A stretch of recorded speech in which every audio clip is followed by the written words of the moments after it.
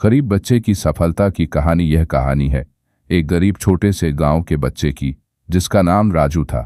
राजू का सपना था कि वह एक दिन बड़ा आदमी बनेगा और अपने माता पिता का गौरवान्वित करेगा। राजू के पास कुछ भी नहीं था, लेकिन उसमें सीखने और मेहनत करने की बहुत इच्छा थी। वह अपने गरीबी के बावजूद रोज स्कूल जाता था और पढ़ाई में समर्पित था। वह अपने अध्यापकों से सीखता और अधिक जानने की बड़ी कोशिश करता था। एक दिन राजू ने सुना कि गांव में एक पुस्तकालय खुलने जा रहा है। वह उस पुस्तकालय में गया और कई पुस्तकें पढ़ने लगा। उसने पढ़ा कि मेहनत और सीखने से कुछ भी मुमकिन है।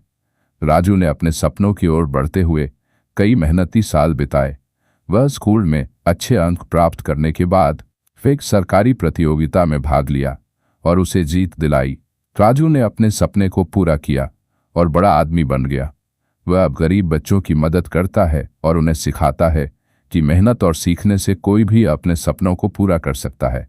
इस कहानी से हमें यह सीखने को मिलता है कि मेहनत और सीखने की कोई भी उम्र नहीं होती और हमारे सपने हमारी मेहनत और समर्पण से ही पूरे हो सकते हैं।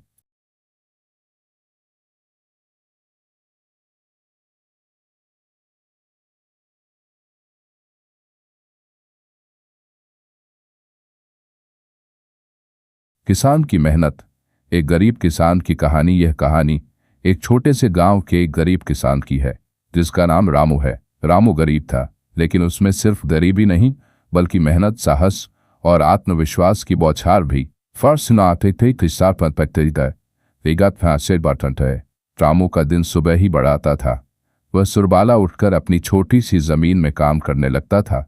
वह खेती करता, पानी देता और अपने पौधों की देखभाल करता। रात तक वह अपने खेत की सुरक्षा के लिए जागता रहता। एक दिन बच्चों ने गांव में एक पेड़ के नीचे खेलने के लिए की इजाजत मांगी। रामू ने उन्हें हाँ कर दिया, लेकिन वह जानता था कि वह अपने खेतों की देखभाल छोड़ देगा। वह बच्चों के साथ खेलते समय हमेशा ध्यान रखता था कि वे पेड़ों और पौधों को नुकसान न पहुंचाए।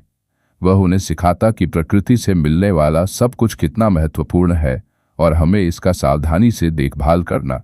फारसी बात तक है। रामू की मेहनत और सच्चाई ने गांव के लोगों का दिल छू लिया। उन्होंने दिखाया कि गरीब होने का मतलब नहीं है कि आप कुछ महत्वपूर्ण चीज़ों को प्राप्त नहीं कर सकते। इस कहानी से हम सीख सकते हैं कि मेहनत, साहस और आत्मविश्वास कभी भी किसी को अपने लक्ष्यों की प्राप्ति में मदद कर सकते हैं, चाहे आप कितने भी गरीब क्यों ना हों। यह हमें यह भी दिखाता है कि हमें प्राकृतिक संसाधनों का सही तरीके से संरक्षण करना चाहिए।